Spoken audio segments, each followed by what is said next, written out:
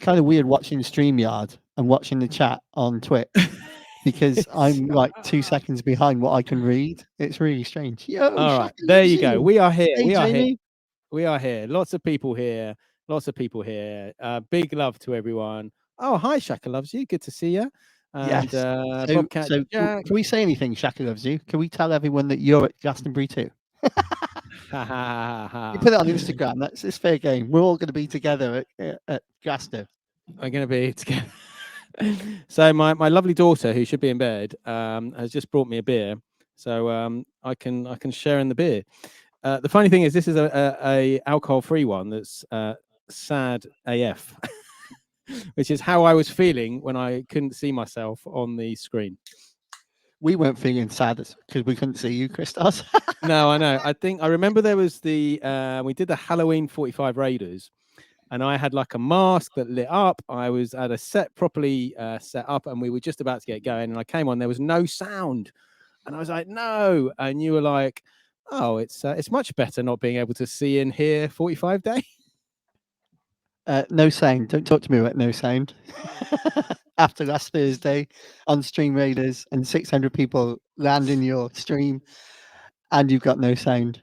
Well, I was devastated. yeah, I mean that's big. I mean, it happened to me a few weeks ago on Vinyl World Cup with Sweet Tooth, and yeah, it just the sound didn't come. But I mean, 600 people, that's bonkers.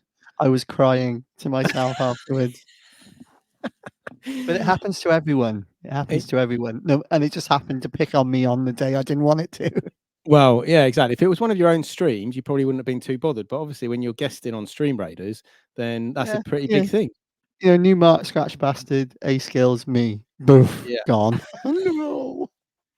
It's the Twitch gremlins. The Twitch gremlins get everyone at some point. Thanks, Kev.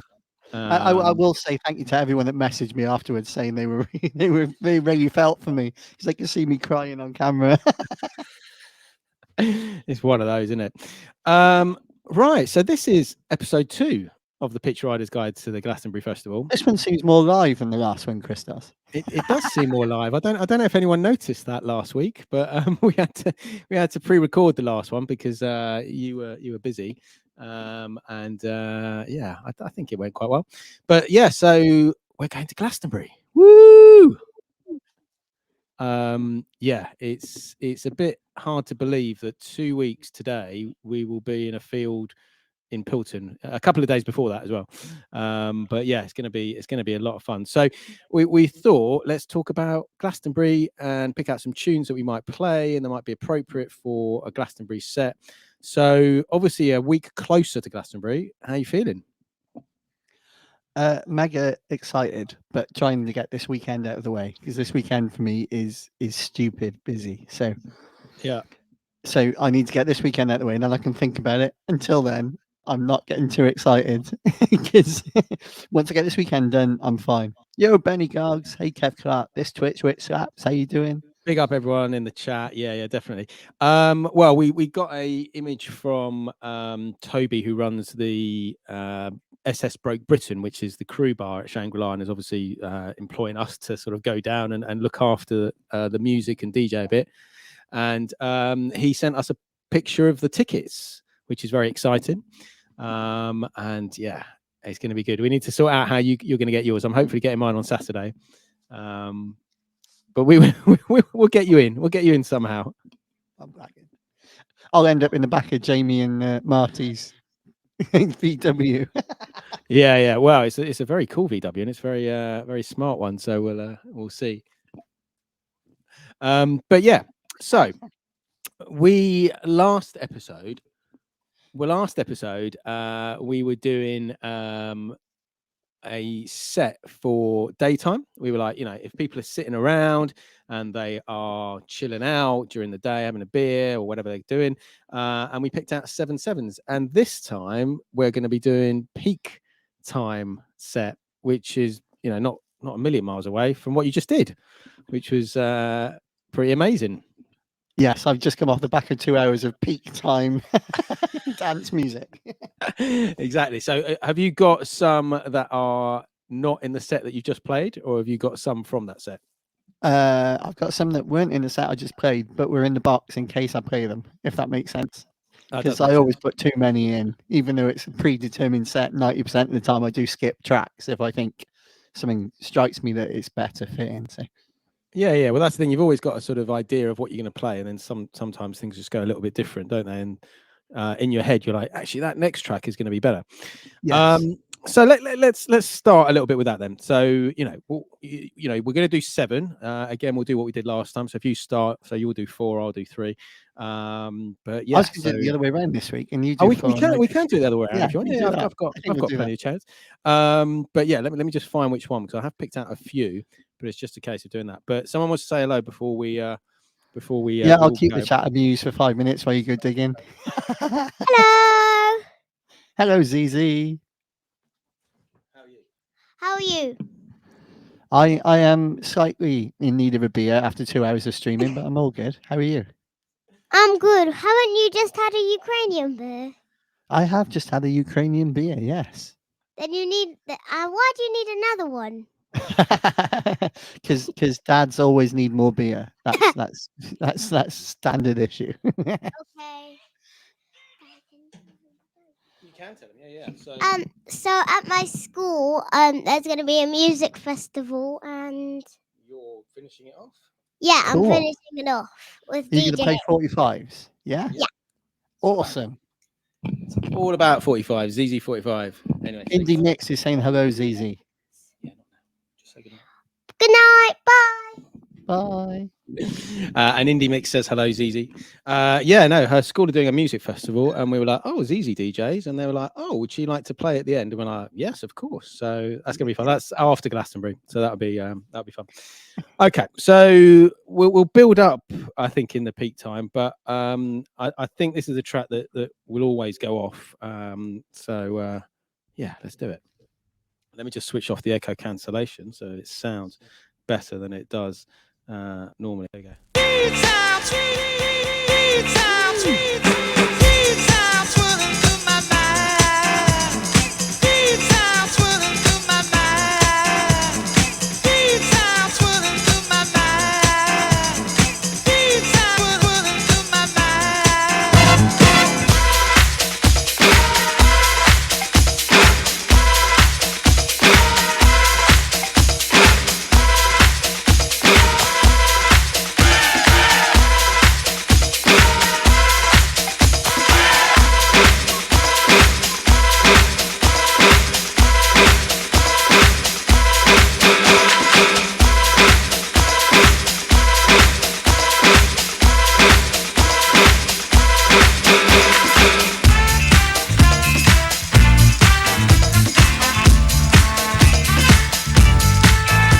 This is Kenny Dope presents the Bucketheads, and Double P says it's an expensive 45, and it sort of is now. But if you look at the price on the sticker, HMV price $199. I can give you some info on that. It's 45 actually. So there's 2 with the same sleeve. One has the long version on the flip side. The other one has the Armand Van Helden mix, and it's also on the 45 in the BBE Henry Street box set. So there's 3 different versions. Okay, well this is the 'Cause I'm a nerd. the radio edit on side 1, and it is the Armand Van Helden re-edit on side 2. So that's that Yeah, version. there's one with the long version of that on the on the B side as well. And it's the same cover. You wouldn't know unless you knew. Yeah, you need to be in the know. Tommy T's saying he can only think of you doubling that up now. So Yeah, I that's assume one of my you've got- party tricks, doubling that one with 2 copies. I assume you've got a few. I assume you've got a few copies of that. Yeah, 3. All 3 versions I just mentioned. I've got all 3. What, doubles of all 3 versions? No, that doubles all 3. Yeah. And Tommy T's saying the jukebox version has long version. But yeah, I mean that I think that's one of Welcome those to tracks. 45 nerddom, everyone. Well, yeah, we do get very nerdy on this show. Last night we were talking about, I can't remember what we were talking about, but we were talking about scratch records with Cut Class a few weeks ago, and he was telling us all about that and BPM maths, and then we were talking with Don Champ Sound about the history of slowing down music. You know, we talk about some nerdy stuff on this, but that's that. But yeah, Lily's putting her shopping away and listening and lurking, so that's cool. So yeah, so peak time. So when you're thinking of peak time, you know, how do you go about picking out a set like that set you've just done, 2 hours, what tracks really stand out, and why do you pick them out? The trick is, for me, with any kind of set, especially on Twitch, is to throw surprises in. So because everyone's got used to the fact I've got everything on 45, so I can't just drop a 45 and then people are like, holy shit, that's on a 45. They're like, oh yeah, Sam's got that. Typical. So now I've got to put 45s together that people would never normally do. So it gives them a surprise element out of it, like dropping Big Love with Missing by Everything But the Girl today. So Fleetwood Mac, and they're the same BPM and they're in the same key. It's just those tricks to surprising people. And so for peak time, you're smashing the hell out of a dance floor, and then you're surprising people as well. It's like win, double whammy, bang, bang, off we go. Well, I think we were talking about on Don Champ's sound with Shazam, because he plays things slower. Obviously, Shazam struggles to pick them up. Yeah. With you, it's always amazing. If I play 45 or anyone plays a 45, you're like, damn, I haven't got this. And then you go away and you try and pick it up. If you can get a 45 that Sam Tweaks, King of the 45s, hasn't got, then you're doing well. You're doing very well. I made Rob feel good earlier because he played a couple I didn't know. Oh, yeah. So he was buzzing from that. Yeah, that's part of the game. Before you drop this, I forgot to say, if anyone's listening in, we have a special secret guest coming in about 9 o'clock. Sam doesn't know who it is, but so stick around till at least 9. And I knew last week's special guest, and people were guessing his name in the chat, and I had to play poker. So Tanner nailed it last Thursday. First guess, he knew who the secret guest was on Stream Raiders, and I was like, "Oh, I wish it was." And it was. Yes. I'm trying to think. Did we have a heads up? I'm trying to think if I had a heads up or not. Maybe. But anyway, right. So your choice. Say what would you play? So I'm going to go as it's peak time, and we're kind of in the rave area, aren't we? So for me, I was going to play something that's completely not rave, completely not fast, but you can mix it with a drum and bass set. Okay. Wait down and tell the people about the musical disc coming your way.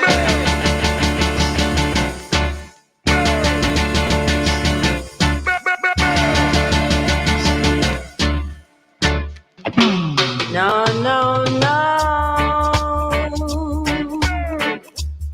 I know you love this, Criztoz. Don't love me, and I know now.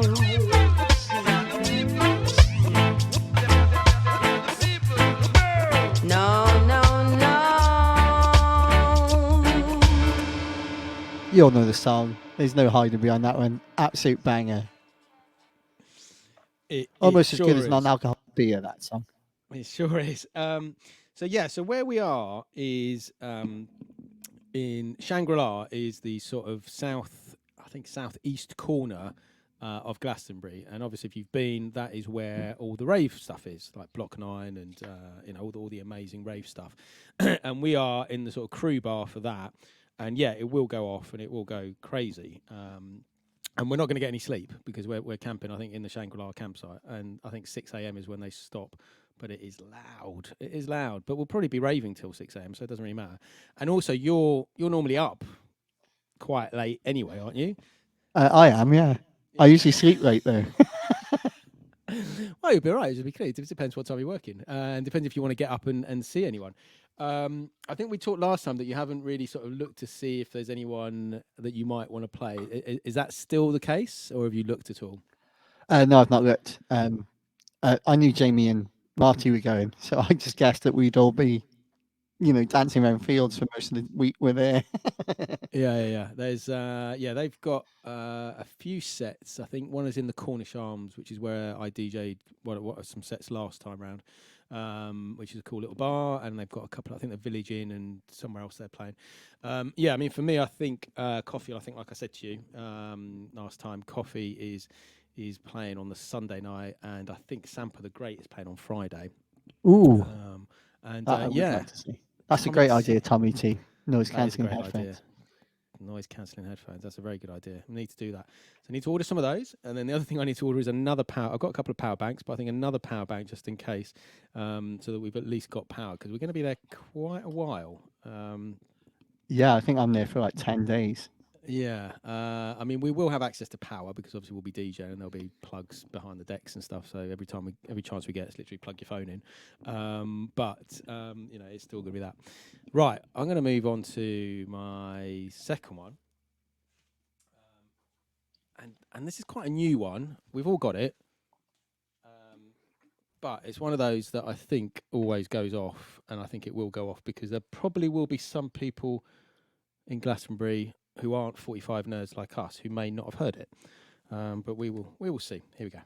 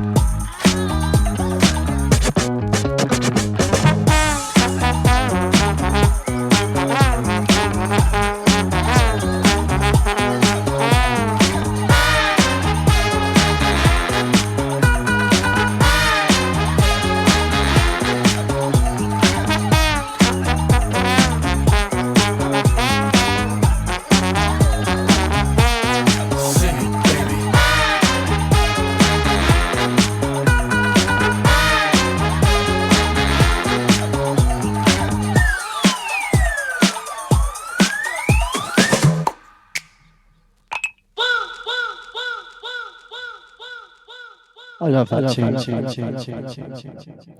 Yeah, definitely. Yeah, so you just put in the chat what would people play at Glastonbury, and we did ask on the last show for people to give us some ideas of what they'd like to play at festivals, and I've got a few from people, so I'll just read some of those out. Yeah, cool.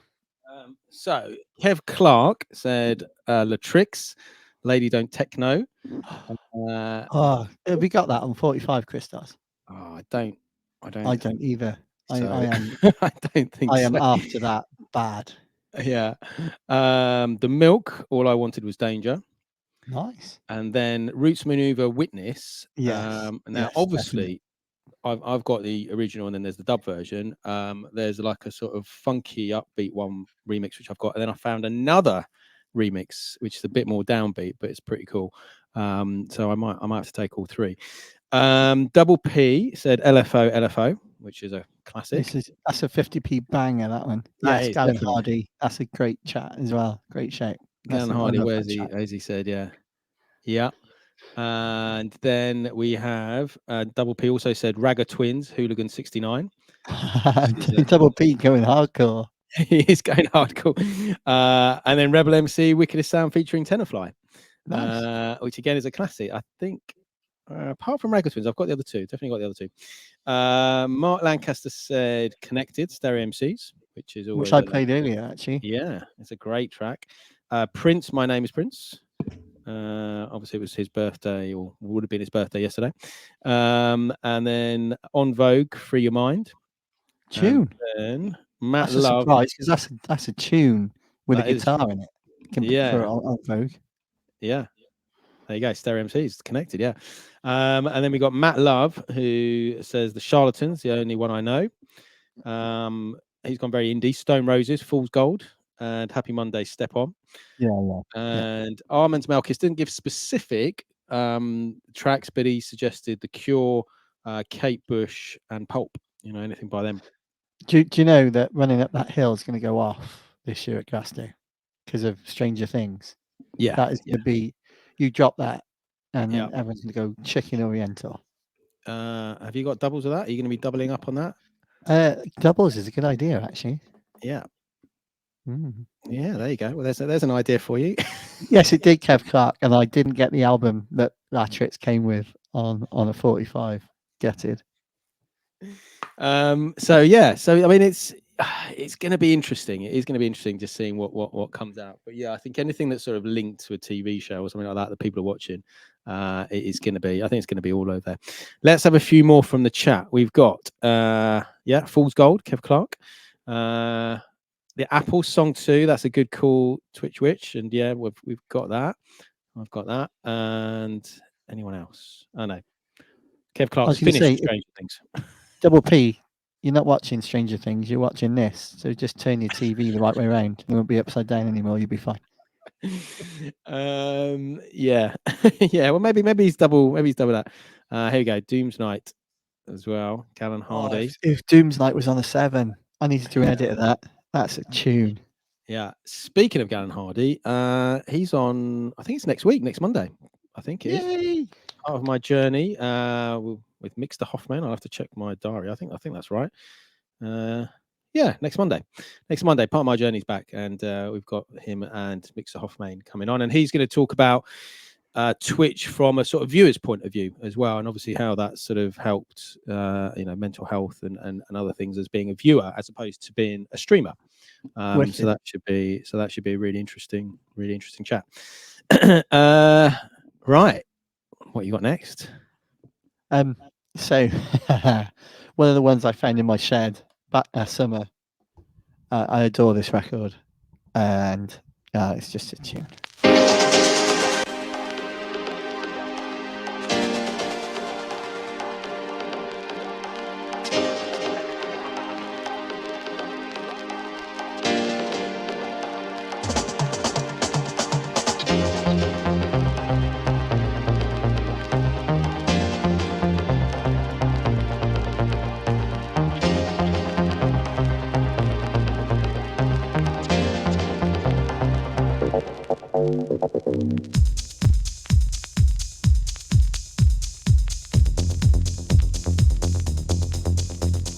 So this is genuinely the 45 I used to take to raves when I was a kid, when I used to DJ on 45s in raves in the early 90s.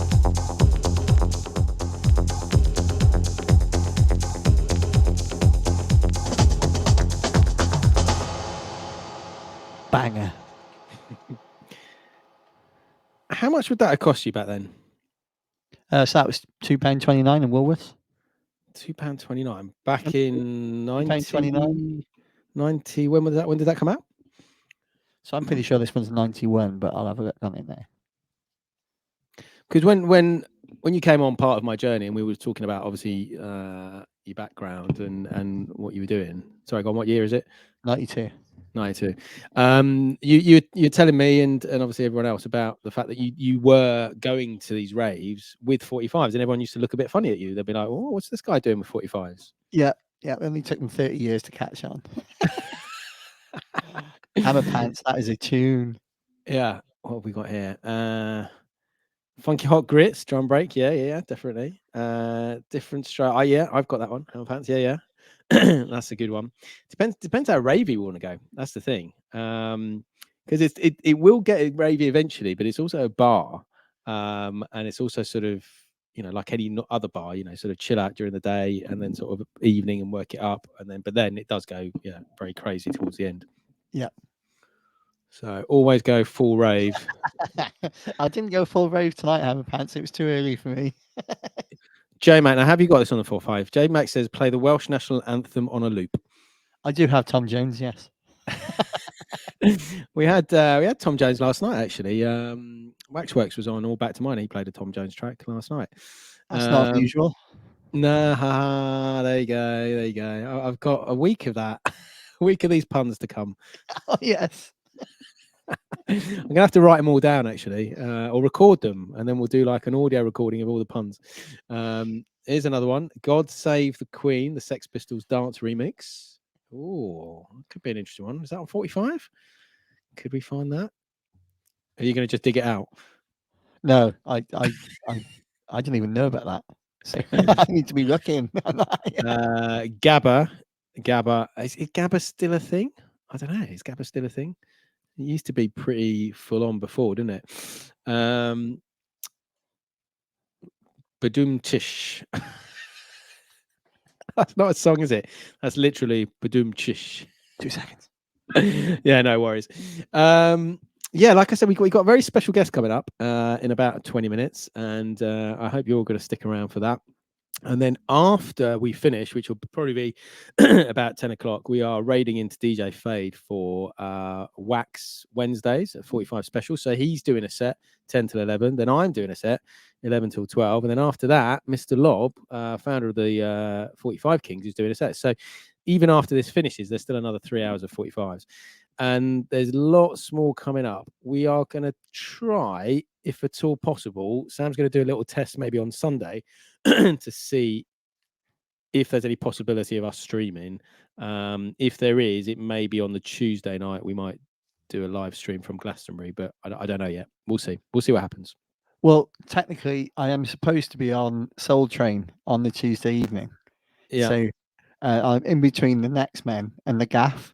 So that's, if you're going to be in between people on the Soul Train, that's pretty good. Because if we can stream, yeah, it's fine. If we can't, I'll just phone Dom and just say, look, it's not going live, carry on, and then we'll get Gaff to go on half hour early and it'll be fine. Yeah. Or Tommy T is going to sit in and Yeah. and be ready to go, and Dom will raid to Tommy, and then Tommy can cover my set. But if we can do it from the live, it'd be wicked.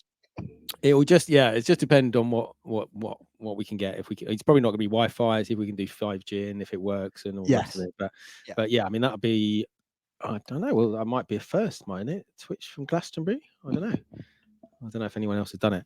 I've lost count. It's me next, isn't it? Is it me? It's you next. Yeah, Okay, I was just being prepared, because I'm good. Okay. All right. Okay. Here we go. Yeah, that's what I'm thinking, Tommy. Hotspot it away. Evening T2 Funk, evening Groove to Most. How you doing, guys? You good? Right, here we go. Let me just set these settings up and make sure we're okay.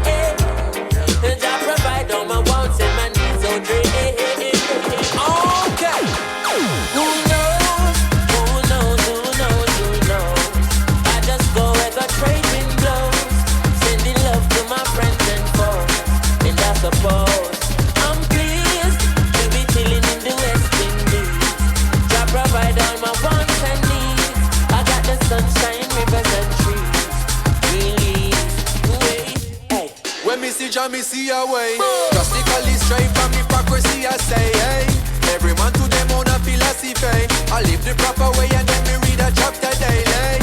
Man, they in a city hungry and no eat. And food they down a country does a drop off of the tree. Yeah, you see, say poverty no real then is what the reason revealing. Do you want a secret about that 45, Criztoz? Say that again. Do you want a secret about that one? Go on. You know all the tricks. Go on. There is still some copies of that on Juno. Yeah, I'm sure there is. It's not. Oh, Mr. Bongo. It's on Mr. Bongo. You can still buy that brand new from Mr. Bongo, and instead of paying crazy discount prices, it's still there. Well, I think the thing with Mr. Bongo is they never say how many they press, and I think they just keep pressing. So nothing's ever really limited edition. It's a bit like the box sets, isn't it? The Brazil box sets, which are great that they release for Record Store Day, but there's still quite a lot of them around. You can still pick them up. I'm not sure about the Kenny Dope one quite so much because I think that's starting to creep up a little bit in price. But certainly the other two you can still pick up quite easily before. But yeah, Shy FX is, I'm pretty sure he's playing, and I think he may be playing in the Temple, which if you haven't seen what the Temple stage, it is one of these like video mapped arenas, and it's amazing. If we definitely need to spend a couple of hours in there at some point during the thing. And then you've got the gas tower as well, which is quite close to us. That's where they've got like a massive 360 screen, and they do loads of visual stuff. And I mean, there's so many places. It's going to be amazing. It's gonna be mind blowing, isn't it? Yeah. It is. And has your friend Gareth told you some more secrets, or is he keeping it up? We're supposed to be meeting up on Friday, going up to DJ with Fade. So Oh, nice. I'll be pinking some more info out of him then. Well, I was saying that Fade's playing after us, so when we finish today at 10, we'll raid into Fade for his wax Wednesdays. But yeah, so your mate's Gareth is going to bring some 45s, you think, to play with us? Yes, yeah, he'll bring a box. I like what Tommy said earlier. Actually, I'll probably bring a couple of boxes and only have sets for the sets, and then maybe some USB sticks just in case. Yo, Mike James, how you doing? We've got DJ Mike James saying he's a 45 convert, and Kev Clark. I did see that Oz and Martley stage dive he posted. That was bonkers. It was from Glastonbury. I don't know which year it was from. Was that? Definitely bring a couple of USBs for all the stuff, because there'll be a chance to sort of jump on. I mean, we were talking again the other day, trying to travel light, and also having 45s that are double-sided bangers, so you can play both sides. Because then I don't know. I mean, how many are you planning on taking? How many do you reckon? Scooby Doo. I've got that new fishing bag, which I think fits about 120. So I think that's probably what I'm going to take, and then a couple of USB sticks, and then we'll just see what happens. But that should be enough to get us through a few streams. But also, if we play at the bar, and then we're playing at the Ridge and Furrow on the Sunday. If anyone's been, which is quite near the West Holt stage, that's on the Sunday 2 till 5. So it doesn't matter if we've played stuff in one bar, because it'll be completely different people in another bar. That's the thing. And they will give two hoots, so we've got it on 45, and it's £72,000. Yeah, they'll be like, "Can you play a song?" Well, exactly. That's the thing. I mean, I think it's like anywhere you play, isn't it? I mean, unless you've got a dedicated 45s nerds in the crowd, it doesn't really matter, does it? It's a bit like watching Coco. For us, we watch Coco and we're like, wow, that's amazing. But if you're actually in that crowd, a few people back from where, and you didn't know what he was doing, it wouldn't make any difference, would it? You'd be like, well, yeah, it's all about the tunes then. Yeah, it's just someone playing some really good music, and sort of mixing it really well. So it's going to be very interesting. It's going to be very interesting. Right, what have you got next? I'm definitely going to take this. I'm definitely going to play this. Okay, probably my track of this year. All around me are familiar faces, familiar faces, familiar faces.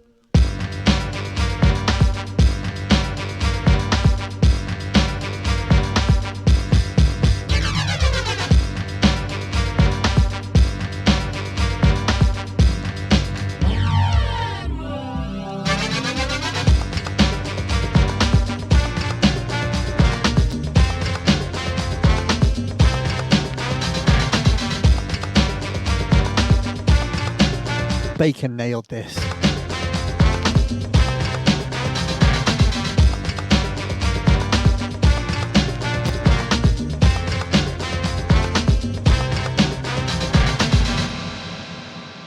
Such a great record, such a great edit, so good. He's pretty amazing, isn't he? And he was on Wednesdays on Wax, wasn't he? I think a little while ago. I think he was, yes. Yeah. And I mean, all his sort of mashup edits and the sort of mega mixes he does and stuff, they're amazing. Again, he's one of those sort of super producers that keeps putting out great music. That's always dance floor friendly as well. Yeah, that couldn't be any more in my wheelhouse if it tried. It's like a perfect song for me. It's a Tears for Fears cover. It's banging, and it's a surprise. It's like boom. It's got everything I want. So, well, I mean, one of the things we've talked about quite a bit is covers, and we've done 45 Raiders covers, and we've done other stuff. So, I mean, the simple question, what is it about covers? Why do you love them? Familiarity. It's that hook that you recognize, and there's some that aren't so good, but it's something that can take something original and then make it new and make it a surprise. And it's magic for me. But I suppose that's like DJing. You put two songs together and people are like, oh wow, that was a good transition. That was a good mix. That's that thing I'm always searching for. I think that's what pushes me as a DJ to come up with different ways of putting songs together that still works, but still gives people a. It's different. It's unique, and I think that's one of the things that drives me to try and come up with new crazy ass ways of putting songs together. Yeah, definitely. And obviously you've done a few productions yourself. Well, Is that are you going to be taking your Daft Punk mashup to Glastonbury? Yeah, I probably will. I've done some. Oh, I'll tell you what. I'll when you play your next tune, I'll dig out a mad one for you. Yeah, do I've it, done do some it. crazy ones recently because obviously I'm back on the commercial circuit as well. So Right. for me to play certain commercial tunes that I don't particularly like, making my own version of them is far more fun. And I guess again, people aren't quite expecting to hear them in that certain way. No. The normal way. Okay, cool. All right. Well, I'm going to play another one, and we might do. I've still got a few in my past. We may do some more. We'll see how the special guest goes, and then we might play a few more. But anyway, so this is one again that I think will just, if I drop it, people are just going to go crazy. But let me get it going. Okay, let's do it.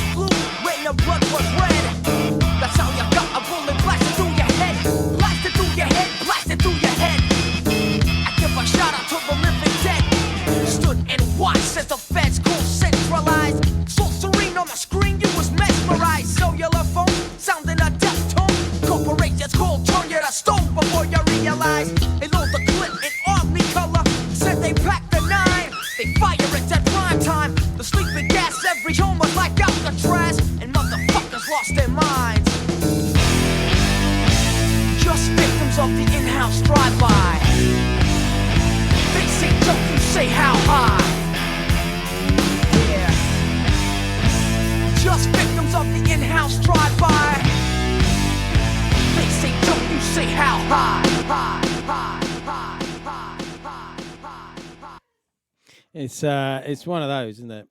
It's definitely absolute tune. Gonna go crazy. And yeah, I mean, I know you're not a huge fan of sort of coloured vinyl and picture disc. Yeah. Obviously, I think that's just quite a nice little one. I don't have that, and I want it. I do have Killing, but I don't have Bullet in the Head. The thing about that record is, obviously, hold on a second. Before the internet, obviously, you used to get your news from TV or something like that. And obviously, Kurt Cobain, as everyone knows, committed suicide. And as a result of that, my friend called me up and said, "Have you seen the news? Have you seen what's happened?" And I was like, "No." And then he told me all about it. And we used to go to an indie night in Hastings at the Crypt, which is quite a famous club. If anyone's been to Hastings, they'll know of the Crypt. And it was an indie night. It was the Monday after he committed suicide. And the DJ, MC or whatever, said, "Right, and a tribute to Kurt Cobain." And then they dropped this, a bullet in there. And everyone was like, "Oh, that's a bit controversial, but it's a brilliant song. So let's go crazy anyway." Yeah. Wow. Yeah. It's one of those there. Most people say never mind. Yeah. Sorry. Pun number 2. Number 2. Kev Clark saying he wishes there was some Op Ivy 45s. And yeah, Kev Clark obviously knows the Crypt. It's now. Yeah. On a rope by the Crypt would be fun. Yeah. That must be on the 45. I've never looked, but that must be. It's about the right era. Maybe we'll have to have a look. And yeah, so Kev Clark used to end up there after the BMX jams. It's still a club now. I think it's called Grand Electra. And we went there a few years ago. I was talking about this the other night. We were talking about meeting your idols, and sometimes it doesn't always go as you're expecting it to. Yeah. And we went to see General Levy was playing a few years ago. Me and my mate Adrian. Exactly. There you go. And incredible how it was. And basically we were there pretty much all night with a load of other kids, listening to drum and bass. And then he comes on, does his 20 minutes, plays incredible like 3 times or whatever. And then he left, and we're like, okay, right, well, we're done. We're going to walking out, bump into him on the way out. I was like, oh, can I get a photo? Can I get a photo? And he looked like miserable as sin. I was like, oh yes, okay, fine. So I got this photo of me going, hey, and like General Livy looking really miserable. But sometimes it's best not to meet your idols. It's one of those. I'm sure we will bump into people at Glastonbury. Imagine sharing that one-hit wonder thing with Orville. No wonder he's miserable.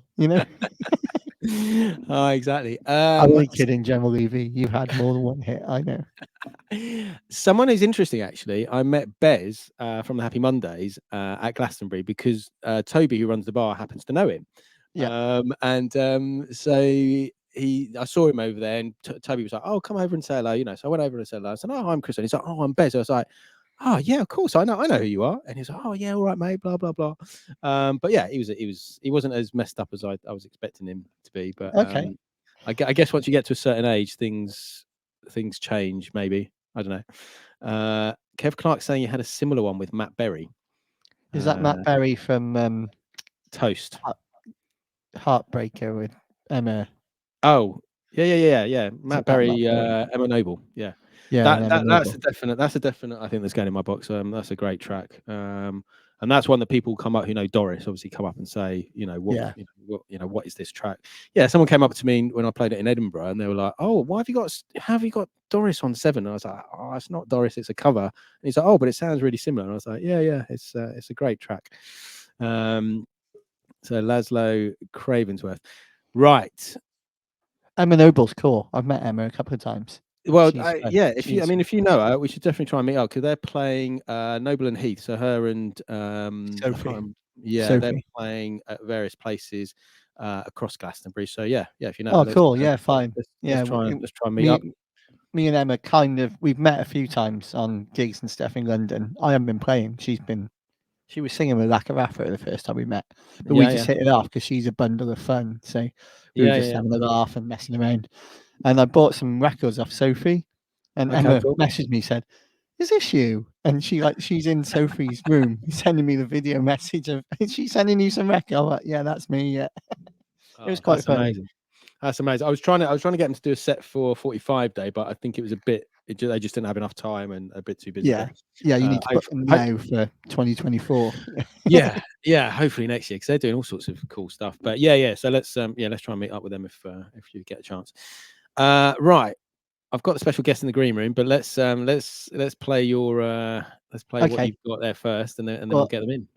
I was gonna play something off Serato that I've done, but I'm going to save those till tomorrow because I haven't transferred them from the computer we're using to the one that plays on Serato. So I'm going to play this because you might not have heard this, and it's a double-sided banger.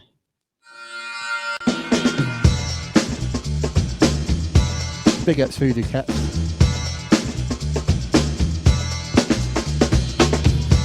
Mr. Rob's going to go chicken oriental for this.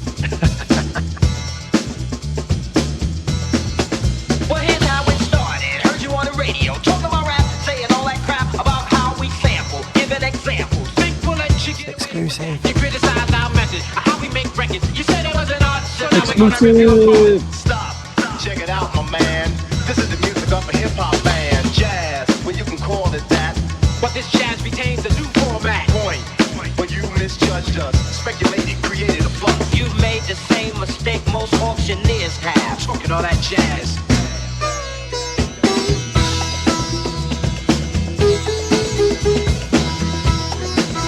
Talking all that jazz. There you go. There's an exclusive. That's so good. Right. Well, we're almost at the halfway mark, and it's time to introduce our special guest. Let me get that on solo first. There you go. Hopefully you can see it. Is it one of those handwritten? That's 45? because I've written on it, so I know which side's which. Because it's a test press. So. Yeah, that is the only annoying thing with test presses. But I've got a test press from this our next guest. But anyway, please welcome to the show the one, the only Jamie Shaka from Shaka Loves You. Yo, What's up, Jamie. guys? Yo, mate, you all right? How are we doing? Can you hear me okay? We can hear you okay, yeah? Can you hear us all right? Yeah. Oh, good. All works. I've does only all ever right. been drunk with Jamie Shaka. This is a bad omen for Glastonbury. Man, I was proper white girl wasted that night. I think I fell on top You of you at were. the end of the. Oh, It was real bad. It was good. we It were was great. mashed. We were Yeah, mashed. proper stupidly drunk. Welcome, Jamie. How are you doing? Yeah, I'm really good. Thanks. Thanks for having us on. Um, This is exciting. This is my first little three-way interview.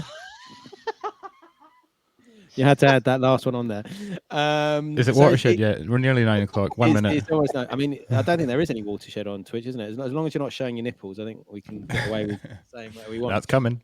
It was, yeah.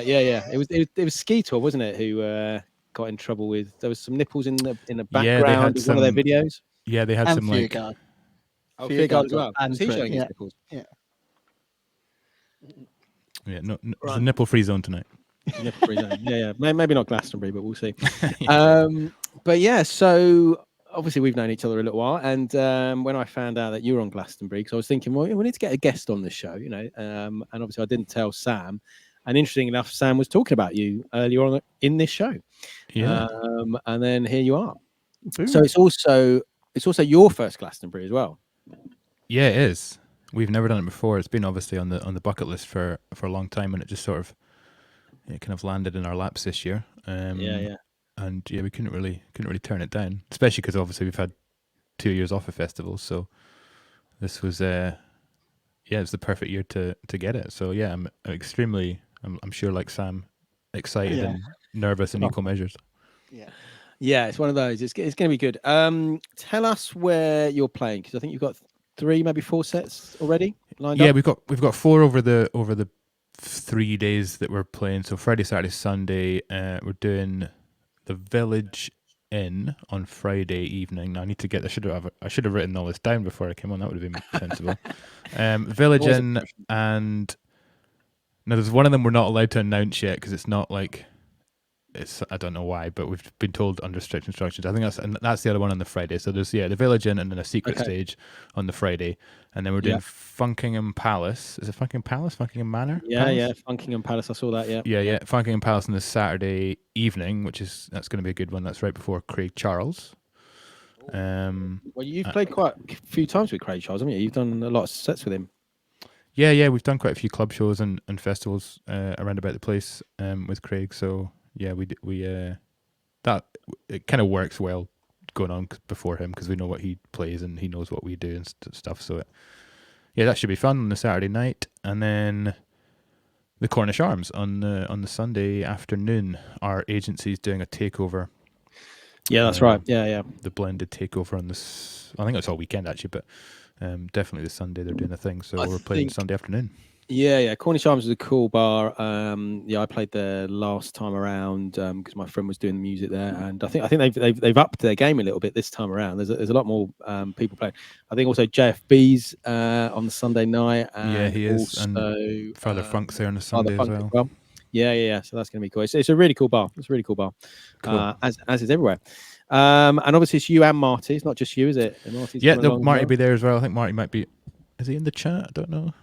I did say I was on this, but he might not. I think I'm not Might quite be. sure what Sam's doing, but maybe he's pretending to bongo. Yeah, if you bring a drum, you can join in if you want to. I can't drum for love nor money, That's all Jamie. right. We need to borrow Tommy T's cowbell and then take it along, and then just sort of do that constantly. We had someone at that festival we played last weekend. There was someone that had a cowbell and just cowbelled there for the entire set. It was great.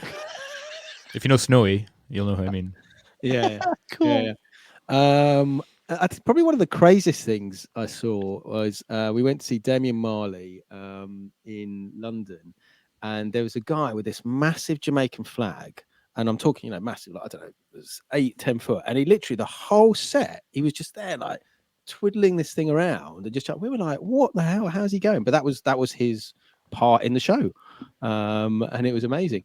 I'm really sorry, Kev Clark. You know, I'm sure lots of people have got festival envy. Hopefully, you'll get to some festivals this week. I bet that guy he was flagging at the end, Criztoz. Oh God, I'm gonna put up with this for a whole week. Tommy's saying smuggle it in. He'll play it himself. We can try.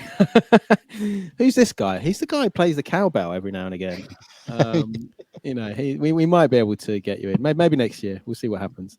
I mean, it would be great if at some point in the near future we could put on a 45s 10 or a 45s takeover stage at any festival. You know, maybe we will see. But Jamie, tell us about the festivals you've just done, because you've come off the back of back-to-back festivals this last weekend, haven't you? Or the weekend before? Weekend before the one just gone. We Yeah, did that was our first festivals of the season. We did Spring Classic, which is down in Willicombe Bay. It's like a surf festival on the Friday night, which is great. Cool. It's a new first year of that one. Cool little festival. So hopefully, that one keeps going. And then we went to the Mighty Shindig, and we did the Sunday afternoon at Shindig.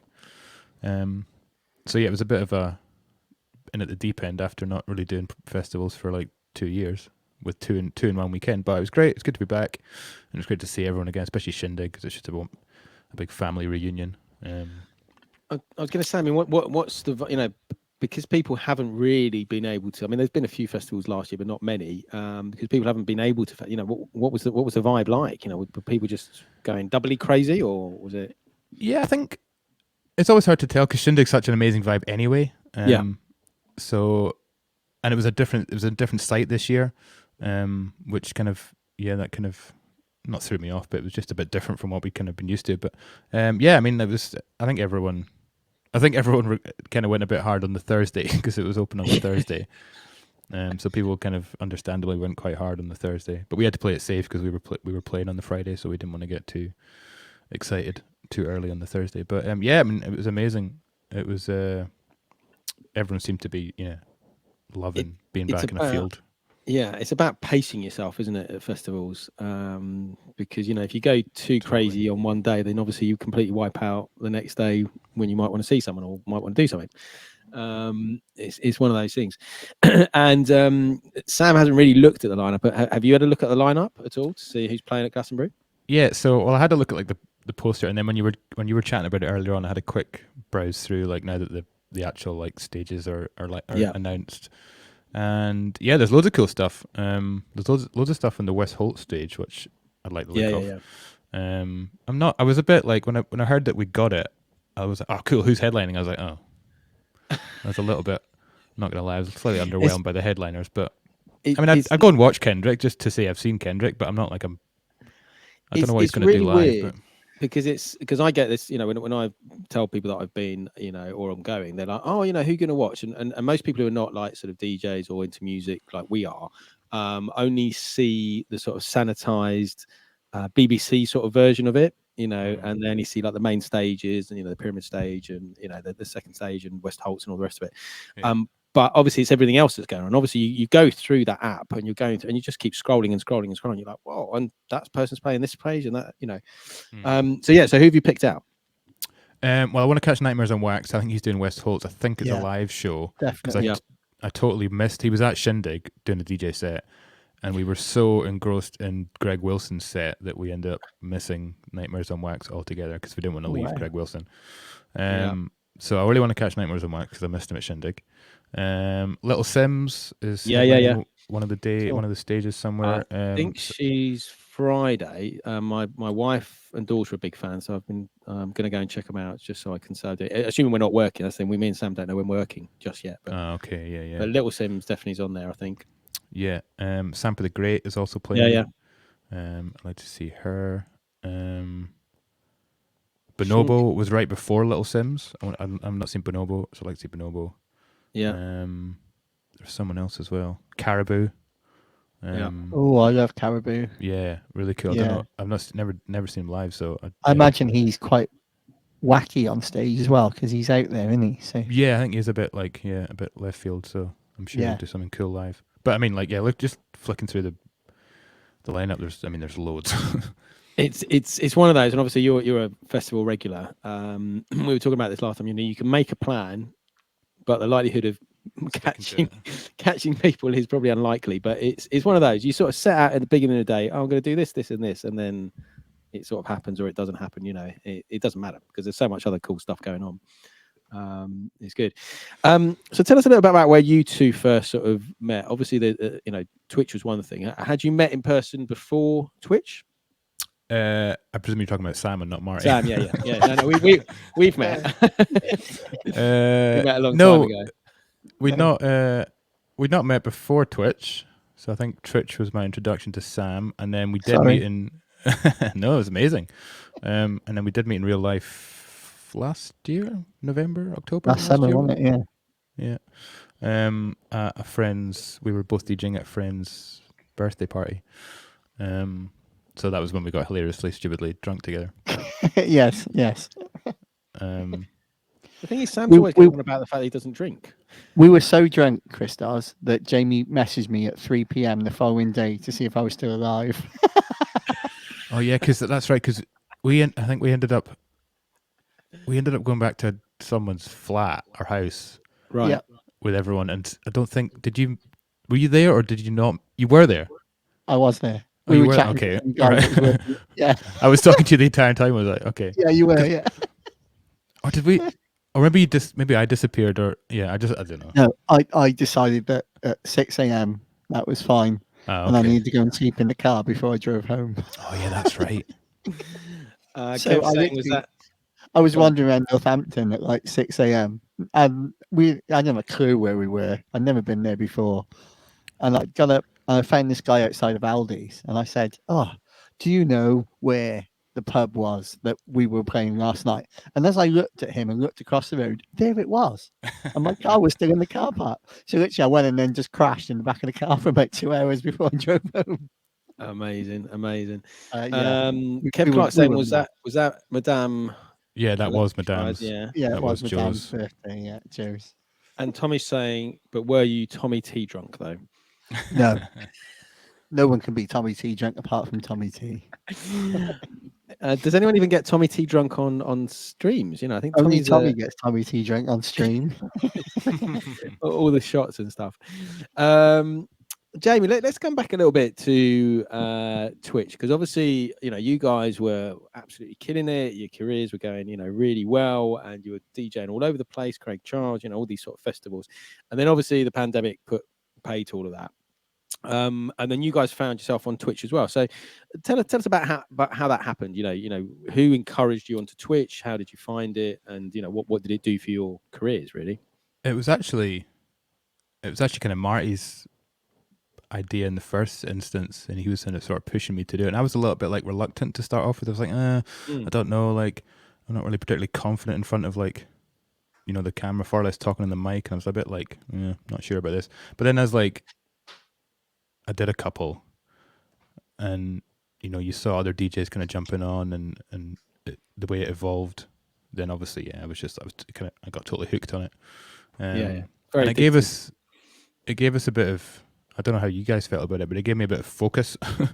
During the pandemic, when you had all day to do whatever the hell you wanted, pretty much. Yeah. I mean, not everyone had that luxury, but we had it gave us a bit of focus on how to structure your days and give you some stuff to work towards, and it definitely gave you some purpose in a slightly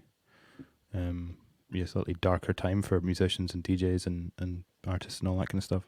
And it turned out to be a complete lifesaver, not just for us, but I think the people that tune in.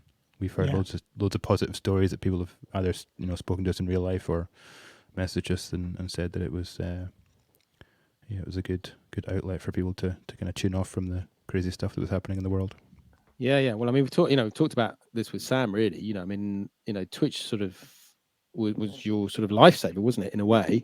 And it gave you something to do. Yeah, definitely. Yeah. When you're sort of, you know, your business sort of couldn't really work anymore because obviously, you know, wedding DJ and wedding organizer and all that sort of stuff, just, you know, weddings got cancelled. You know, you found Twitch and look where you've got. You know, it's best thing ever for me. Mojax, I'll always thank Mojax for messaging me and saying, get onto Twitch, get off Facebook, go to Twitch. So thank you, Chris.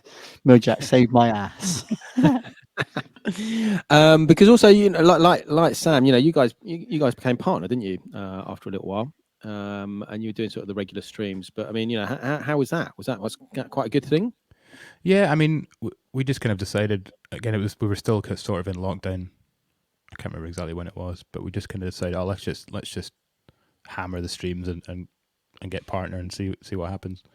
So it was more just to see if I could. It was like a marathon to see if I could do it, like doing it, you know, put in the hours and get all the stuff you needed. But yeah, it was good. I mean, we've totally fallen off the Twitch wagon. I'm not going to lie. We don't do anything massively on the regular, apart from the Soul Train every month, and a few pop-ups now and again. But it was cool. I'm not entirely sure what benefit the partner thing got for us, but Sam's probably benefits more from that. More regular. Yeah, best thing I ever did. So yeah, Twitch has been, because I suppose for me, you had the benefit of being able to play what you do as Shaka Loves You at festivals and things, whereas this is me as a DJ. But when I'm paid to be a DJ, I have to be what everybody else wants. So yeah, totally. To be on here, I get to be Sam Tweaks, and I get to be what I like, and it you know, it's been magic for me. So yeah, the whole thing's bonkers. Totally. But it must be quite nice in one sense, obviously, because you're able to sort of keep, you know, your name out there and people sort of tuning in. Also, I'm sure you've got new followers, and you know, has it resulted in you getting more different bookings as a result of being on Twitch? Have people seen you on Twitch and then sort of booked you off the back of that? Is that me or Jamie? Jamie. Well, both of you, really. I mean, let's start with Jamie first. But yeah, it's kind of hard to tell, really. Exact. We've not had any like specific bookings that we know have definitely come from Twitch. I don't know, Sam, you might find it different, but I think Twitch is more kind of growing our fan base, and exposed us to people that would maybe not have heard us, you know, normally. Whether it's increased the bookings, I'm not entirely sure. I don't really know. It's hard to tell at the moment because we're still in this sort of limbo year. Where, you know, first, like festivals, for example, loads of festivals are still rolling over lineups from either last year or some even 2 years ago. So it's hard to really tell how bookings are going to pan out at the moment, and if, you know, we're going to be better than we were before the pandemic or worse, or so we're still slightly in limbo. But yeah, it's definitely in terms of fans and you know, increasing our worldwide fan base. Definitely, it's been amazing for that. Yeah, exactly the same for me. There's been like some questions and the odd thing, but I think because, like Jamie just said, because festivals they're all rolling out from 2019, 2020's lineups because they committed to that. So obviously I did Lydia last year, which was born of being on Twitch, but there's been I noticed a big thing on Bandcamp for me. People started looking at my edits and things, and then I started looking at my edits and going, I need to make them better, because they used to be just a thing I would do for my own thing, and now suddenly people want to buy them. You're like, oh, I better make these actually sound good on a massive system, because, you know, I can account for my mistakes, but suddenly someone else can't do that. So it does change your outlook on, oh, there is a market for all this stuff, and what, you know, like Shaka's got the Patreon thing, which is really cool. Yeah. So did that really work for you, James? The Patreon? Yeah, it's not bad. It kind of ticks along. Again, like, I guess it's like anything, you know, the more time and effort, you know, you devote to it, I guess the more you probably get out of it. Twitchy Witchy wants a Sam 45. I will send you this Twitch Witch slaps, because you're such a supporter of every streamer on Twitch. You're amazing. I vaguely remember someone doing a tier 3 subscription waiting for a Sam 45. Yeah, not talking any names. It is marked for you, Criztoz. Don't worry. I get one day I might get it. Dink Records messages me weekly to ask me where it is because I'm still not happy with it. Is it always like that, Jamie? You're always chasing that elusive Oh, mate, perfect edit. you need to get used to that Yeah, constant okay. feeling of hating your own stuff. Yeah, Yeah, okay, yeah. fine. I guess at some point you've just got to say, look, I've done what I'm going to do on it, and just put it out there Yeah, and see what happens. Especially if totally. it's going to be pressed. Especially if it's going to be pressed on a 45. Which brings us quite nicely, Jamie, to 45 that you've got. That obviously was pressed, and I know you've got hopefully lined up there. But you tell us a little bit about the track before you play it. Tell us a little bit about the track, how it came about, and how it ended up on Bomb Strikes and being released as a 45. Yeah, so the label Bomb Strikes came to us and said they were starting to do 45 releases and they wanted us to do one as well. So we had a chat about what tracks to put on it, and the obvious one that we'd done already that we could put on it was our track with Fully Love called Boogie. So that went on the A side, and then that had already been released digitally, but then they wanted a B side, so I was like, I'll just cook something up for the B side, not really thinking too much about it, and then actually that one did quite well. And then that got its own digital release as well. I love Did you sample Melvin Sparks for the flip side, or is it a remake? No, maybe. Or can you not say? I'm sorry. No, it's fine. Yes. It's a limited 45 release. I'm sure. I'm sure I'm not going to get my house taken off me, but yeah, sorry. It's more the label. Like I don't know. I doubt Glenn will be listening, but they get proper like twitchy if when he starts talking about that stuff. I don't. Yeah. Sorry, because obviously I'd no, it's cool. Definitely, but I mean, let's let's have a little listen to the A side, maybe like a minute or so, and then let's have a listen to the B side as well. Let's get both sides. Okay, cool. Are you ready with the echo stuff? Yeah, the echo cancellation's off, so that's all cool. Yeah, go ahead.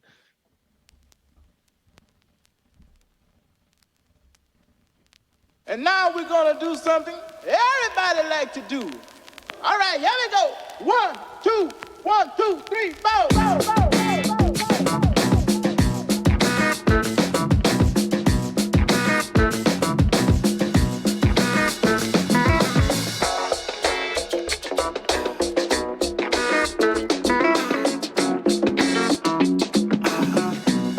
Listen, you put your right foot in and never leave the left foot out. You shake it, then you turn it all about. Now let me tell you what it's all about. You got to get loose and go hard. Ain't nothing to lose, it's your job. Whatever we do, no holds barred. And mama ain't used to hard times, no. I tell her go, yeah. B-double-O-G-I-E. The little mama wanna dance beside me. I tell her music man to provide me with something highly infectious. And now that we're being aggressive, and I don't really care what the sex is, as long as we're being selective. And I say just that we alright. You're working so hard, baby. Oh my Lord, yeah.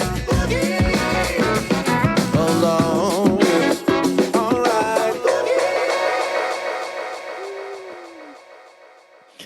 That's a classic tune. That's a really good one. And I'm honoured that you gave me a test press of that when I saw you in Glasgow end of last summer. You can have a real copy if you want. I didn't realize I had like 5 copies left. Oh, okay. So if you want to swap it, you've got one, Sam. You must have one.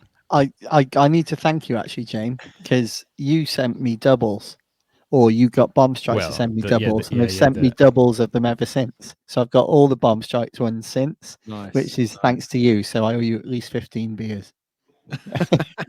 That's quite all right. I did say like we need to get a copy to Sam. So yes, thank you, mate. It was wicked, and obviously it's carried on. So X-Ray Ted's recent one, I got it early, so I got to do it. And we need to say happy birthday to Mr. Musto.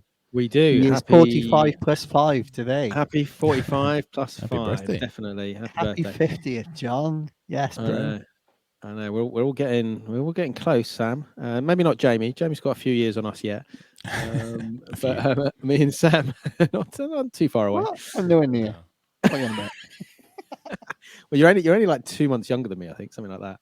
So yeah, cool, Jamie. So yeah, let's hear the B side as well. B side almost, Alright. but yeah, the B side. Yeah, totally. Yeah, go on. What's happening? Brother, this is a groovy party, man. Yeah, brother, like it's solid. Right up.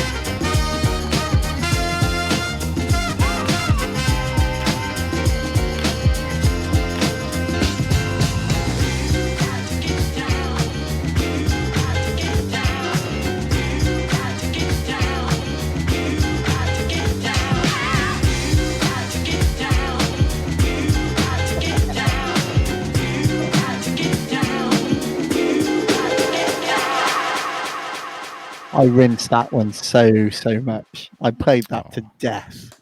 That's just something you knocked up, Jamie, wasn't it? I know. A little bit. It was not made to be like. Yeah, it was made for a B side, and then it turned out to people quite liked it. But Yeah. B side for the win, as we Yeah, no, totally. 45's DJs like to say. Definitely. Right, let's talk a little bit about what you've got planned in terms of Glastonbury. So, you know, how do you go about planning a set? Because obviously a lot of it is your own edits and you know, friends' edits and things like that.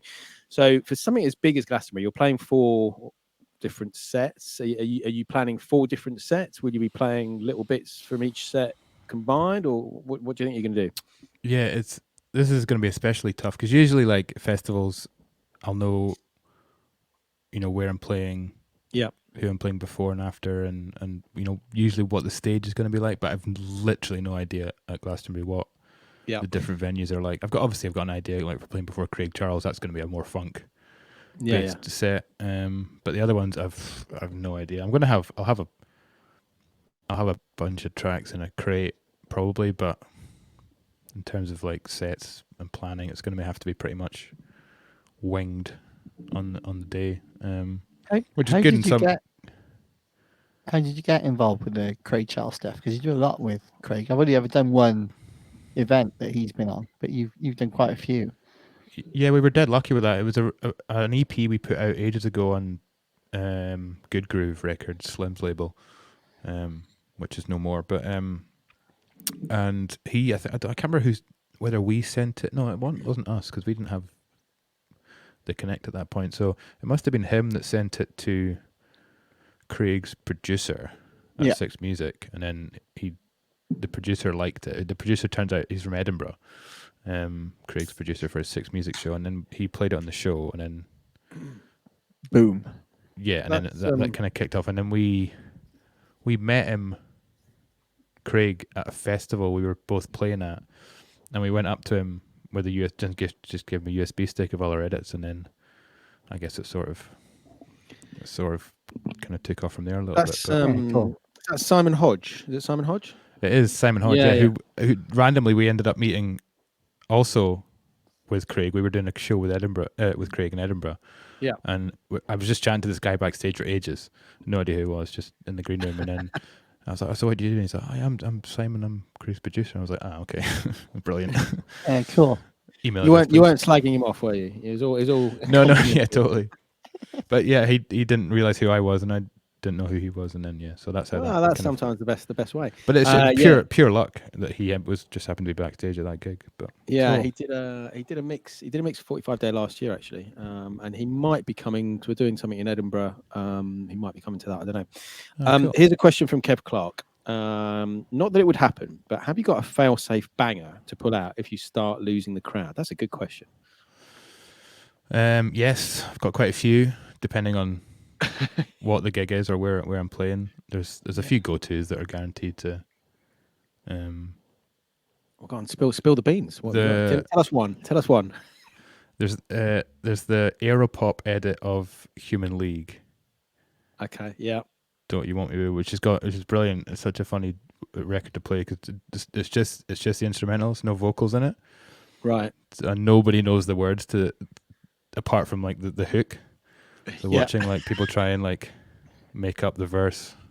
They were all working in a waitress with a cocktail bar. Yeah. That's it. That's the only line people know, and then it's hard to obviously say it wrong, but and then that's what they all do. Yeah. and the chorus, and that's like the 2 lines that people know, and then they just make up the rest. So it's quite funny, but it always good. Yeah, it's guaranteed. So like a sing along, something that people will always. Yeah, sing I mean along. like something that instantly recognizable when it drops, and like sing along is always going to be.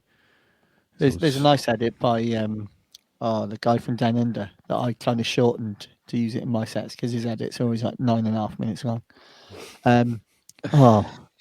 His name will come to me in a minute. You all know who it is. Late Tough Guy?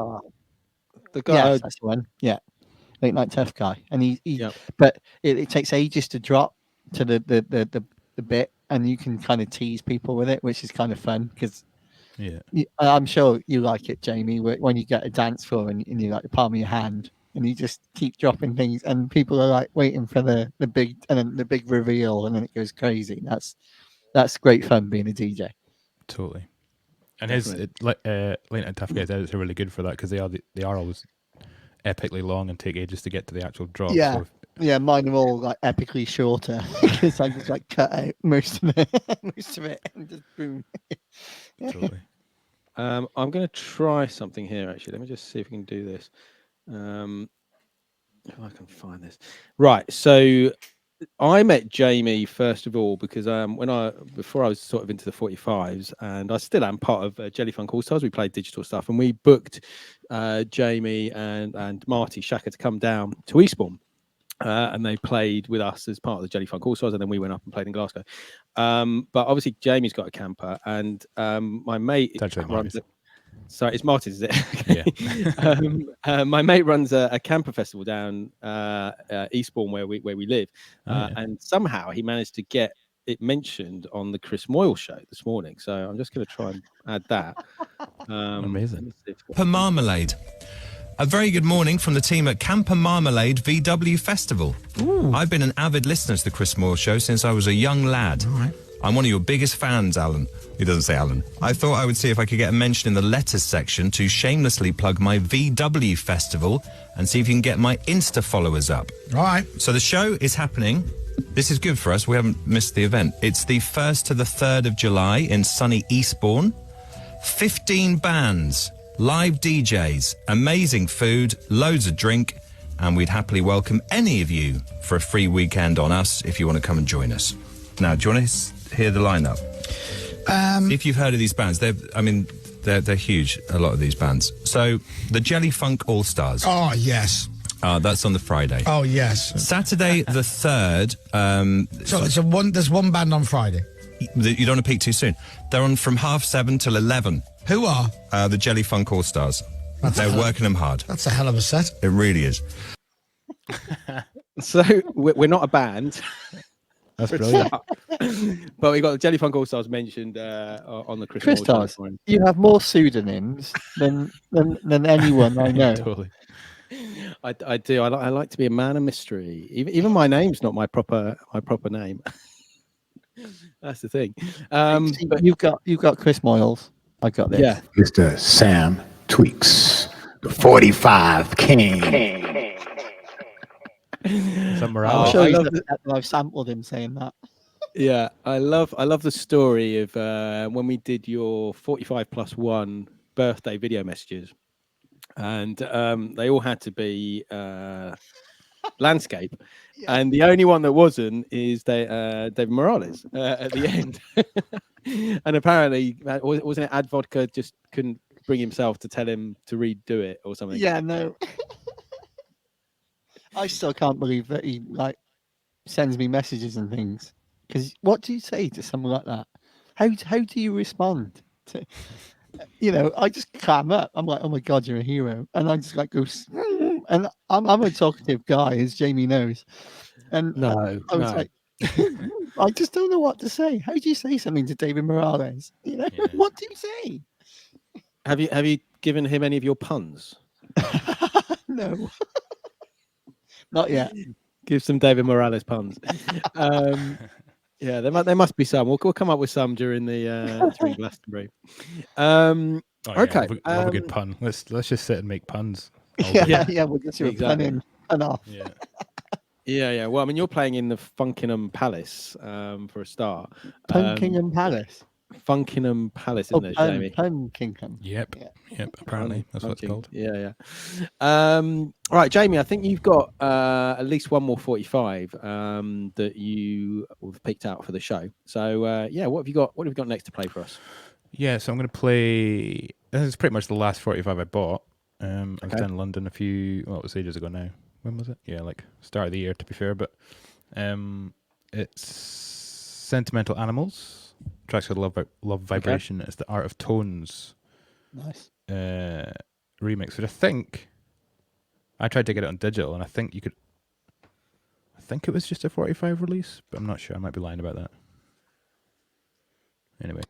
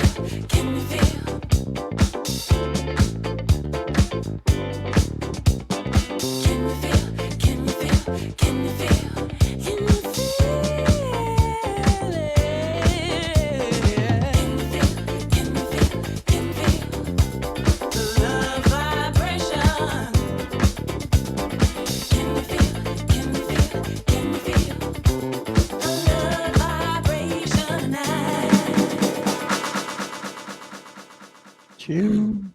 That is a great tune. That is a great tune. And are you taking any 45s to play, or is it going to be pure digital? Well, yeah, I don't know. I realistically, it's probably going to be digital. Just because I don't know any of the setups and the stages, and obviously that's slightly more limiting doing 45. So if I get there and realise I've completely got the wrong shit planned, I might. Yeah, I noticed that at Joe's when we did Joe's, because I was after Mr. Switch, and I was like, "Holy shit! What do I?" You know, Yeah. I was completely. Oh, I just need to do what I brought now, and I've got no get out of jail free cards with this one. Yeah. Yeah. And in terms of equipment, I mean, are you taking in a mixer, or do you know what's there already? Yeah, again, this is the problem with not knowing what's there, and apparently, like, I'm taking my mixer, and apparently it's getting sorted out, like our tech rider, but obviously it's Glastonbury, so that might not be quite as smooth as that. So I'm actually gonna take USBs, and with all my crates on, so if I need to just use CDJs and no Serato, I can. But I think multiple options setup wise. And I assume Marty's taking his he's got quite compact bongos now, hasn't he? Yeah, so again, we were chatting about that last week, actually. We were originally planning on just taking the travel congas, which are just like the conga head without the body, which is great for compact stuff and traveling and that kind of stuff. But then, our agent said that we might be able to she's going to sort all the transport for us, so we don't have to worry about carrying drums, so... But again, it might be wishful thinking at Glastonbury. I'm not sure.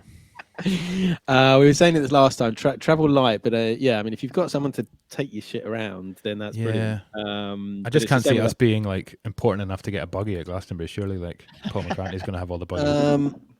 Well, I don't think because Adrian, who you've met from Jellyfunk All Stars, what he was doing when he was working there is I was telling Sam about this before. So obviously in the middle of Glastonbury, there's a massive like warehouse where booze, food, all the things are there, and then they get collected and then they're taken out to all the traders and all the stalls and all the rest of it.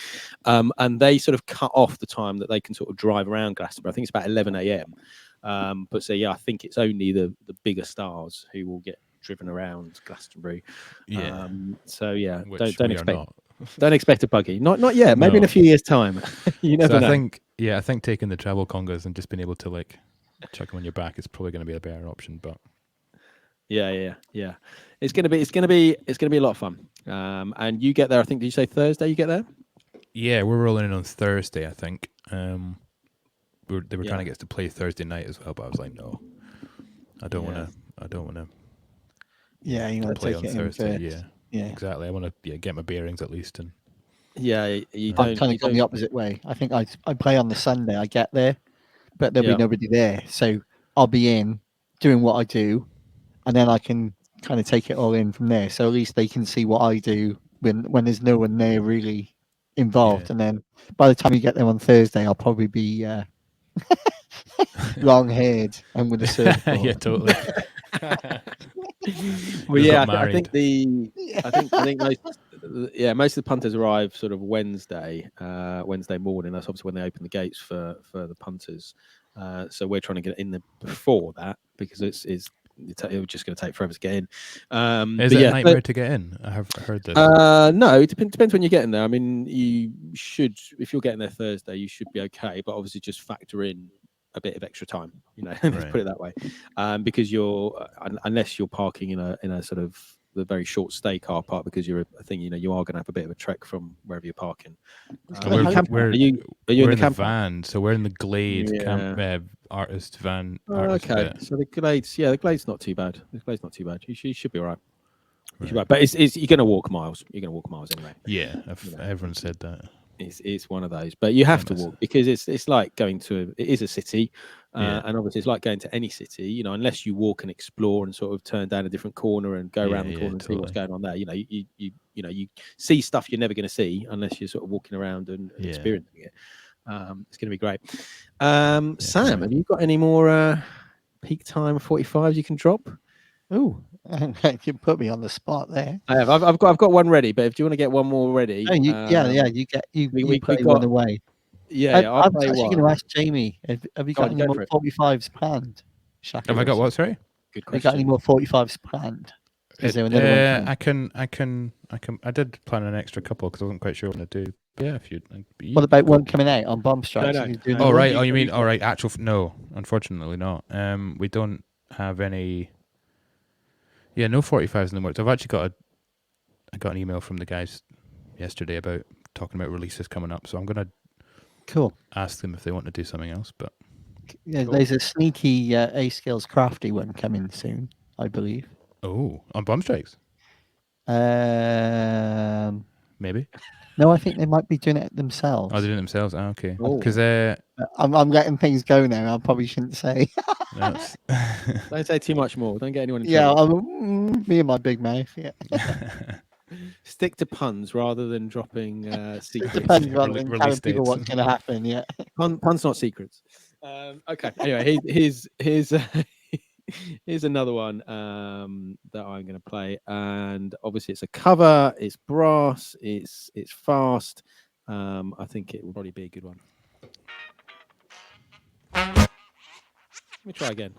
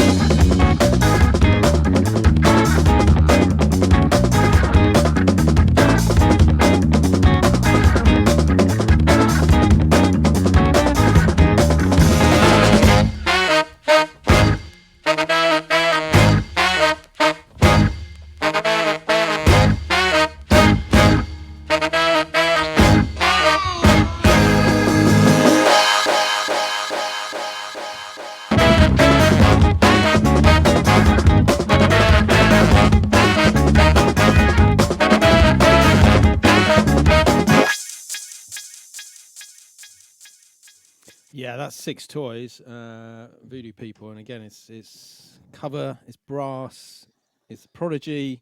For me, it ticks all the boxes really. So Yeah, that's cool. What have you got, James? Have you got one? Well, if you've got one lined up, you fire on. Let me. I'll do I some. just picked one out the box, so I wasn't expecting another one. So if you got one, go for it. Well, I was gonna play some disco classics. Do it. Please. Hang on.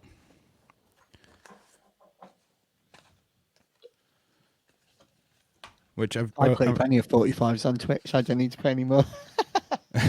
Sam has played every single 45. It's like Pokemon. He's got them all. Complete them all.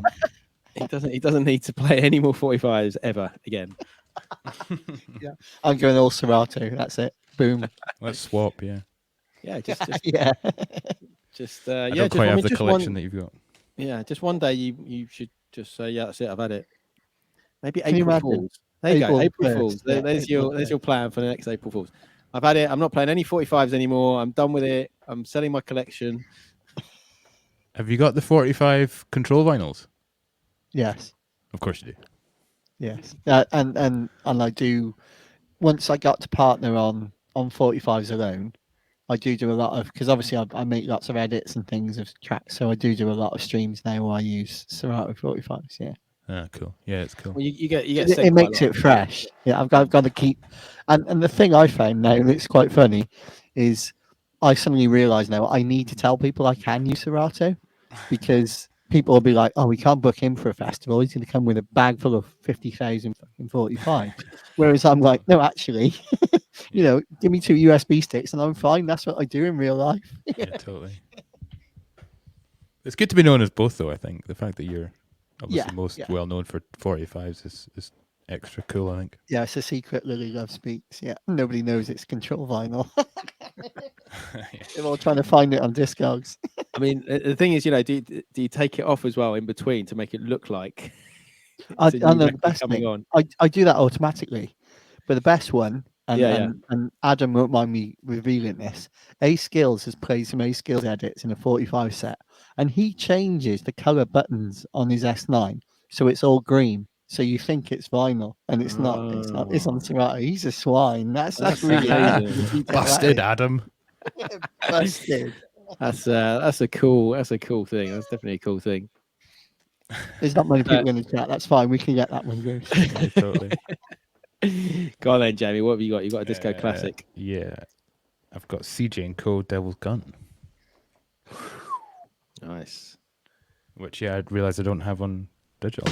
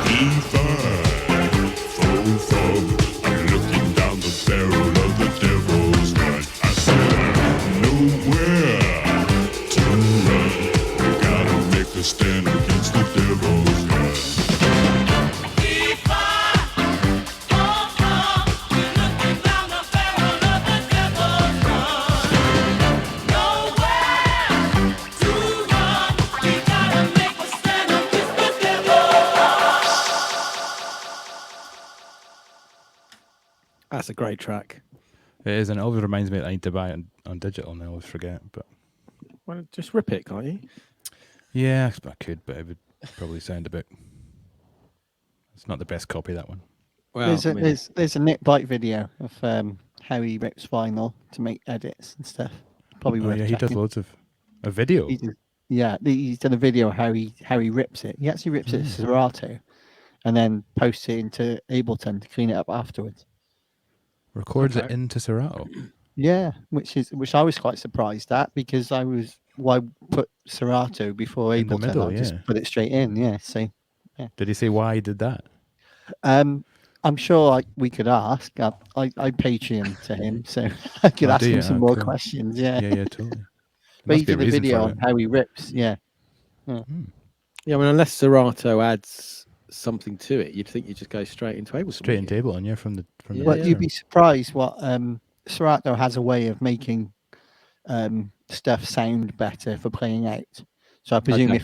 if you're ripping to play it on Serato, it makes Yeah. sense for me to put it in Serato, and then maybe just clean it up in Ableton and put it back. But I would go straight to Ableton with something, Yeah, make it any sound rips better I've and done put it in before Serato. And he have all been rips straight. loads, yeah, and then just quantizes it and shoves it in Serato. So, Yeah. Is that a flexi you've got lined up? yeah, I got a flexi because you can't play flexi discs on a big sound system because they sound appalling. But there is a whole box set of flexi discs of songs you would never believe are on 45.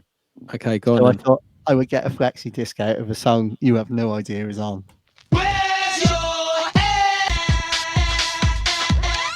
Oh.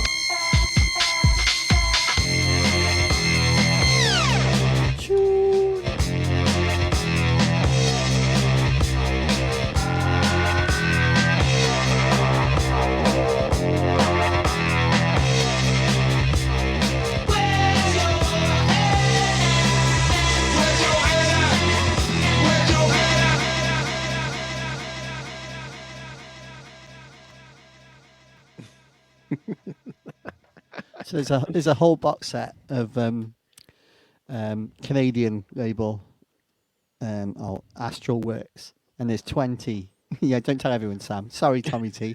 I got you a box set. All the secrets are coming out. I remember what I said: puns, not secrets. So yeah, there's a whole box set of there's Swedish House Mafia on on flexi disc as well. Wow.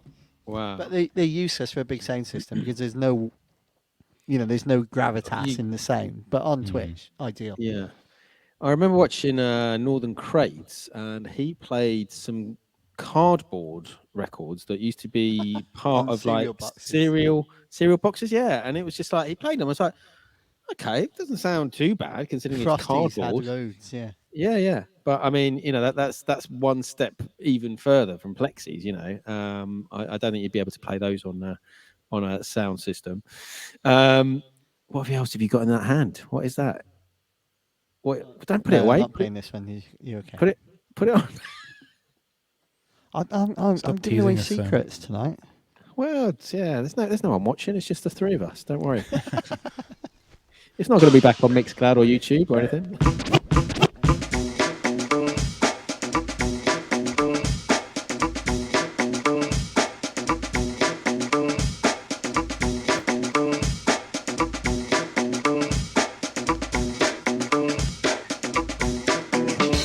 It's been a long time. I shouldn't have left you without a strong rhyme to step to. Think of how many weeks shows just left through. Time's up. Sorry I kept you thinking of this. You keep repeating the miss. The rhyme from the microphone solo with. So you sit by the radio and on the dial soon. As you hear it, come up the volume. Dance with the speaker till you hear it blow. That's all you're getting. Okay. Gavin Hardy has said in the chat that you can use a £5 note as a stylus, and Tommy says correct. he's done it. You can. But, You sorry, spin what? So you just have the £5 note with the corner it has to be a modern £5 note with that kind of plastic film on it. stuff. And you Right, can so do you've it, got yeah. the deck roll in, and then obviously you just hold the £5 note in the groove, and as your it goes phone round. right up close, so it picks up the sound. Yeah. Maybe we should do that on the next show. Maybe do that next week. We can experiment with that next week. See what it sounds like with the mic. Yeah, you don't need the phone. You can just put your mic there. But yeah, definitely that sounds like a good tune. Jamie, so other than Glastonbury, what else have you got coming up this summer? Let's turn my mic back on. So the weekend before Glastonbury, we've got a festival down in Northamptonshire called the Music Barn. We've not done that one before, so it's going to be, so we're doing like 3 back-to-back festivals. We're doing that one, then straight to Glastonbury, and then Kelburn Festival the weekend after Glastonbury, up in Scotland, which is a really good one up here. So I'm going to be dead by the start of July with 3 back-to-backs. And then what else have we got? We've got Beat Herder Festival, middle of July, 15th. 16th, something like that. And what else have we got? Out East Festival, which is in August sometime. That's in Edinburgh or Edinburgh way. And I'm sure forgetting at least one. Yeah, I mean, But well, yeah, if you follow us on Instagram, there are all the details there, all the gigs are there. Yeah, definitely. And have you still got your regular gigs up in Glasgow? You still doing joints and jams and? Yes, we do. Yeah, go on. I was going to ask you something else in a minute. Go on. Yeah, so joints and jams we do it's usually every couple of weeks, but during festival season it tends to go down to maybe one a month. But that's kind of like our night that we kind of do what we want, and we might be booking some guests for that this year because the club have decided they want to put some budget into guests, which is cool. So that's cool. Yeah, probably end of summer, September time. Maybe think about getting some guests up for that, which is cool. And we do. Well, I do a Thursday night, but that's not really. It's not really us. It's just. What me. was the what was that venue I saw on Instagram the other day that looked really nice, like a red? The really one with mirrored. the windows stuff. Yeah, so that was we do again maybe like once a month. It's called Vega. It's part of like Yotel, the chain of hotels. Oh yeah. So it's like the bar at the top of Yotel. Nice. And they do a disco brunch once a month. Cool. So that's right up our street. Yeah, perfect. Because that's, I mean, disco brunch is sort of what you were doing on Twitch for a little while, weren't you? Pretty much, sort of yeah. Sunday And brunch, weren't you? I think that was maybe one gig. We're talking about gigs that came out of Twitch. That was maybe one gig that sort of naturally evolved from Twitch. Yeah. And again, so Twitch obviously said you're only doing sort of the odd pop up here and there. I mean, is that something that you think you'll just carry on in that form? Obviously you're too busy probably to be streaming all the time again. But do you think Twitch is here to stay and you'll just carry on doing these odd sets here and there? Yeah, I think so. I mean, I do generally get kind of FOMO about not doing something more regular. So we do the Soul Train once a month on a Tuesday, and then we record our radio show once a month. We stream that live, so we normally try and do that the first Monday of the month. But that's just like I'm not really chatting to people. I'm just recording like a radio show. So we did that this Monday.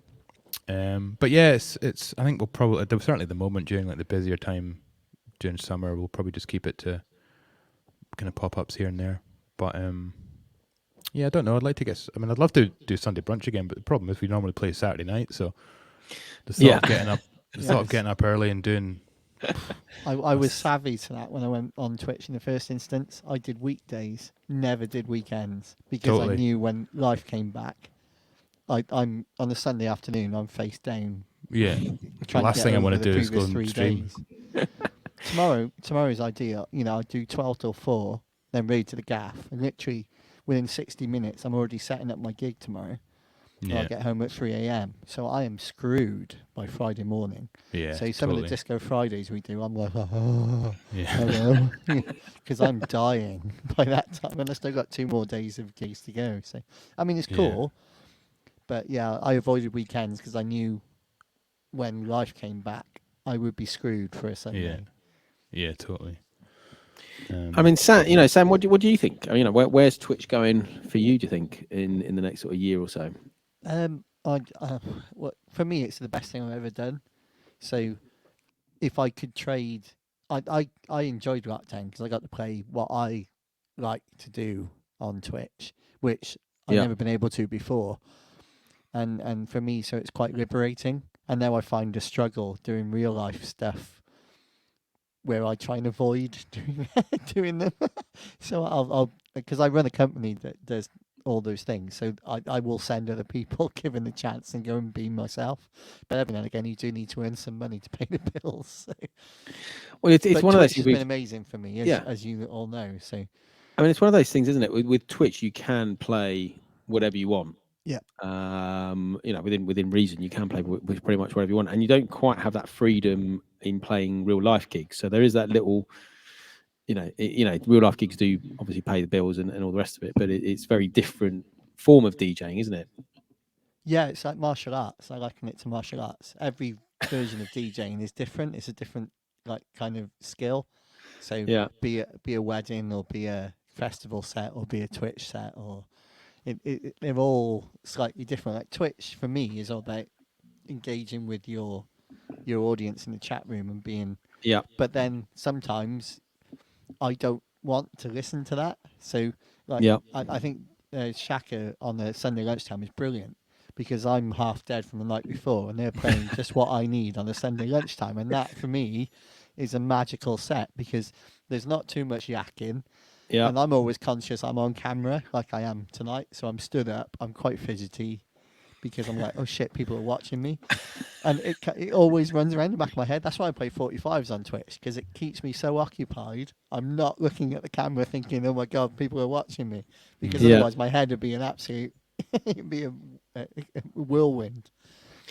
Yeah, definitely. And 45s do keep you busy, don't they? Because I mean, especially the way you play. I mean, even if you played them as a selector, 3-4 minutes each, and then the next one, the way you play them with doubles and mashups and all the rest of it, you get through. I think, what do you reckon, about 26, 27 an hour? Yeah, something like that. Yeah. So a Soul Train set, I pull 30, and I'll probably play 26, 27 every time I do a Soul Train. Yeah. So that's literally 2 minutes. So 4 hours tomorrow. I'll do 145s probably. That's crazy. That's right, because you've got 300,000, haven't you? Not quite that many. Not yet. Give it a couple of years. Maybe. Give it a couple of years. Right, guys. It's been brilliant. Thank you so much for being guests. We're gonna go and raid. Let me set the raid. We're gonna go and see DJ Fade, who's doing Wax Wednesdays. He's doing an hour. Then it's me, and then it's Mr. Lob. So let me just set the raid. Hopefully that's gone through. Let me just see. Good to see you, Jane. You too, man. And I'll see you in a week. Yeah. Is it next week? No, 2 weeks. I don't know. It doesn't look like that raid's gone through. But yeah, Sam. So tell us what else you've got coming up this weekend. So Friday, I'm with Fade. We're playing a brewery in Cheltenham. So it's like one of those microbreweries. So we're going in, dropping 45s all night. Saturday is stupid busy. I've got all kinds of crazy stuff going on, but nothing fun. But I'll enjoy it. But it's all the stuff that pays the bills. And then next week will be trying to sort out how I get into Glastonbury because my ticket will be in the festival and I'll be outside of it. Yeah. I mean, you were like, "Oh, I'll come and meet you." I can't do it Saturday. I've got too much on. No, exactly. Like I said, we'll chat afterwards, but maybe Monday might work. But I just need to know.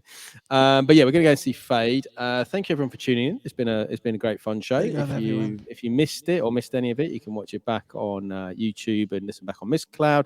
Episode 3 is next week, and next week's theme is going to be sort of an early hours, sort of late night set, isn't it? I think that's what we're sort of looking at.